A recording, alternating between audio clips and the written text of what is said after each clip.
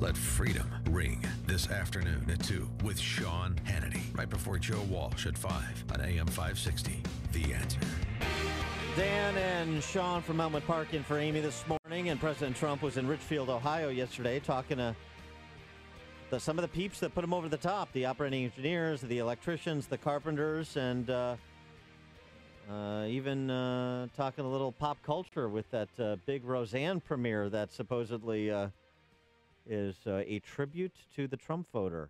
At least that's sort of his interpretation. Even look at Roseanne. I called her yesterday. Look at her ratings. Look at her ratings. I got a call from Mark Burnett. He did The Apprentice. He's a great guy. He said, Donald, I called just to say hello and to tell you. Did you see Roseanne's ratings? I said, Mark, how big were they? They were unbelievable. Over 18 million people. And it was about us. They haven't figured it out. The fake news hasn't quite figured it out yet. Yeah. They have not figured it out. So that was great. And they haven't figured it out. But they will. And when they do, they'll become much less fake. I think Trump may want to allow that season to play out a little bit to figure out if this is going to be a tribute to the Trump voter or a caricature of the Trump voter. But okay. The underlying purpose of the visit, though, was, of course, to talk about his next big plan, which is an infrastructure bill, keep some of those operating engineers and other trades professionals working. Keynesian fluffery. Well, is that the right pivot after the blowback President Trump and Republicans have received from the omnibus spending bill? For more on this topic, we're pleased to be joined again by our friend Michael Barone, senior political analyst for the Washington Examiner, WashingtonExaminer.com. Michael, thanks for being with us. Appreciate it. Hey, it's good to be with you out in Chicagoland. So what about Trump's pivot from that feedback he's getting over begrudgingly signing the $1.3 trillion spending bill and trying to pivot back to, sort of his base, if you will, talking infrastructure spend?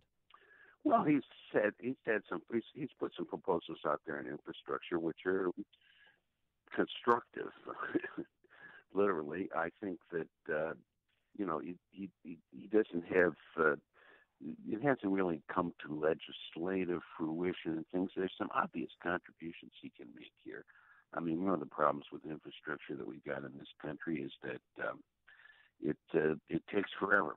The amount of environmental things, and there's a group in New York, headed in New York by a guy named Philip Howard, a lawyer there, called Common Good, and it makes the points that we can cut this time way down. I mean, in other advanced countries, they do it much faster. Oh, also, when they built the New York subway line, it cost 7 times the amount of the subway line in Paris. I mean, Paris is an expensive city. They've got greedy unions there, and it's still 7 times higher in New York. There's something wrong here, and there's some fixes that could be there. Whether or not we're ever going to see this, come to pass, I don't know. And the other thing that we really need on infrastructure is maintenance. It's not as sexy as building new facilities, building a new expressway, building a new trolley that 22 people will use every day.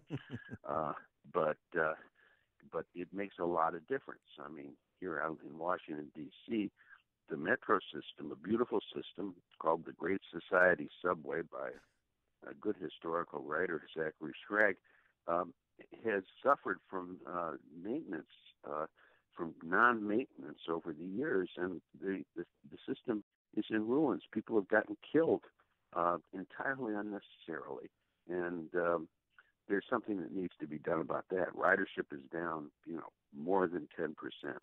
People don't want to go on this line, and it's a shame.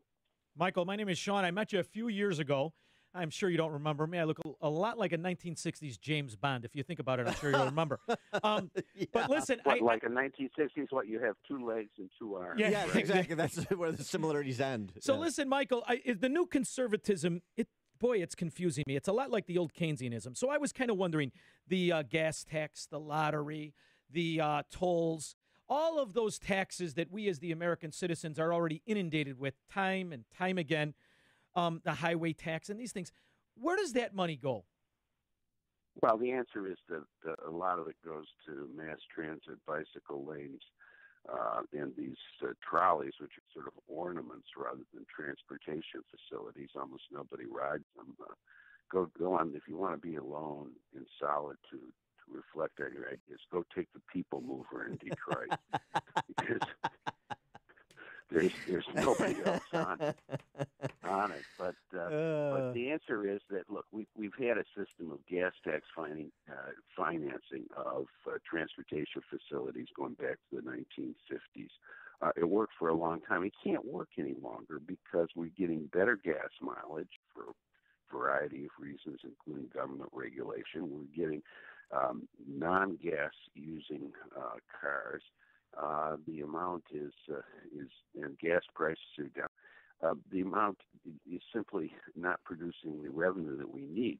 I think we need to go to a lot more tolls with transponders and things like that. But you hear a lot of, conservatives don't like it. Yeah, right. Roads should be free, right? You never should have to pay anything for them in your taxes or in your tolls or anything else. They'll just come into existence. I just want us to stop wasting the spending. That's all I'm asking for. Because we don't focus on how it's spent. It's fraud. We're from Illinois, Michael. You want to talk about a crime family? It's called the Illinois toll system. I mean, come on. They're blowing the money on helicopter rides. I want to focus on how they've been wasting the money for 50 years. Just a minute, Shaun. I mean, you're singling out the toll people as the criminal enterprise. What about all the other government institutions under King Michael Madigan? Exactly. You're making my argument. I want to starve them out. I don't want to give them more money in infrastructure. Well, the answer is, the answer is to try and keep struggling, and you can do what people have done in the last 7 years. People moving out of Chicago metro area. 5% of people have done it. You've got a government structure that is destroying, deteriorating one of the great creations of mankind, the city of Chicago. And there's no question about that. And and you pick your head up and look around, and there are other more enlightened states doing innovative things, and that includes, in comparison to congressional Republicans who want to fund Obamacare, Planned Parenthood, the NEA, and so forth. Both Iowa, following on Idaho's example, moving health insurance at the state level that is not in compliance with Obamacare, and they're creatively working around Obamacare to help their residents get quality health insurance at lower premiums than they would otherwise be offered if they were in compliance with Obamacare. They don't expect much pushback from the Trump administration, which is good. But if we can get courage from Kim Reynolds in Iowa and Republicans in Idaho, maybe that's a message to congressional Republicans on Obamacare. Well, I think it's a message. The Republicans, partly because the Freedom Caucus people weren't able to get majorities together on, partly because of John McCain's last-minute vote, weren't able to get majorities together on Obamacare. They have chipped away, and the fact is that, health insurance systems are a moving target. They're changing every year, and they are now saddled with the structure of Obamacare that prevents some good alternatives from coming into existence. But we're moving away from that, and it appears that the Obamacare subsidies, which the Democrats envisioned as covering just about everybody, and providing a fail-safe system, have mostly been kind of ditched. They're not really functioning very well out there, and so we'll see. You've had some moves on the administration's part. They have a good Secretary of HHS and a good head of CMS, the Center for Medicaid Services. Let's see where they go. Switching gears, Jeff Sessions on the cover of Time magazine and restating that he believes he did the right thing by recusing himself from the Russian collusion investigation. An interesting choice by Sessions to give this somewhat wide-ranging interview to Time and to restate his position on that he obviously has been the source of criticism directed at him from President Trump. What do you make of that? Is Jeff Sessions going to be part of this, another casualty of this reconstituting the cabinet, or not? How do you interpret his interview? Well, I think he's making his point, and perhaps he's speaking to the public. It's nice to know that Time magazine is still publishing things. I wasn't entirely aware of that, but It's coming up on its 100th anniversary in 2023. Maybe it'll make it. We've got a bunch of things going on, but I think one of the things that's most critical is that Attorney General Sessions has hired, as I understand it, an attorney and given him the special brief of looking into the Justice Department, the FBI's handling of the Hillary Clinton emails case. Right. And it's going to be interesting what they see. We are already learning, in large part thanks to Devin Nunes in the House Intelligence Committee, that the FBI and so forth were in cahoots, it appears, with the Democratic National Committee in investigating the president of the other side. If you put those shoes on other feet and talk to some of your liberal Democrats and say, well, gee, how would you like to have a Republican administration there investigating and wiretapping, surveilling the Democratic presidential candidates and seeming to fabricate a story on the basis of very flimsy evidence that they're Russian influenced or whatever. Don't you think that's kind of problematic? And they would say, problematic? That's Hitler. Right. Well, right. What isn't?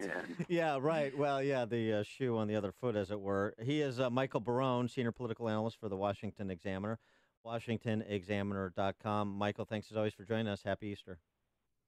Good to be with you, and happy Easter. Bye-bye. And he joined us on the Turnkey.Pro answer line.